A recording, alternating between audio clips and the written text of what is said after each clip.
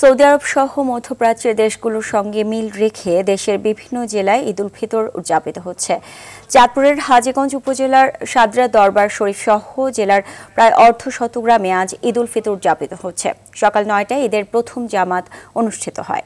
জামাতে ইমামতি করেন পীরজাদা মাওলানা মুফতি জাকারিয়া চৌধুরী। সৌদি আরব সহ মধ্যপ্রাচ্যের দেশগুলোর সাথে মিল রেখে দক্ষিণ চট্টগ্রামের পটিয়া, সাতকানিয়া, চন্দনাইশ, বাঁশখালী, বোয়ালখালী, আনোয়ারা সহ ৬০ গ্রামে আজ ঈদ উল ফিতর উদযাপিত হচ্ছে। বিশেষ যে কোনো স্থানে চাঁদ দেখা যাওয়ার ভিত্তিতে রমজান মাস শুরু ও ঈদ উদযাপন করে থাকে দক্ষিণ চট্টগ্রামের ৬০ গ্রামের মানুষ। বরিশালে জেলার ১০ উপজেলার কয়েকটি স্থানে পালিত হচ্ছে ঈদ উল ফিতর।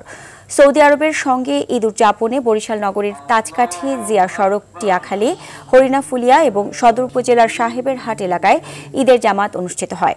এছাড়া গাজীপুর, দিনাজপুর, পিরোজপুর, ভোলা, বাগেরহাটে সৌদি আরব সহ মধ্যপ্রাচ্যের দেশগুলোর সঙ্গে মিল রেখে ঈদ উদযাপিত হচ্ছে।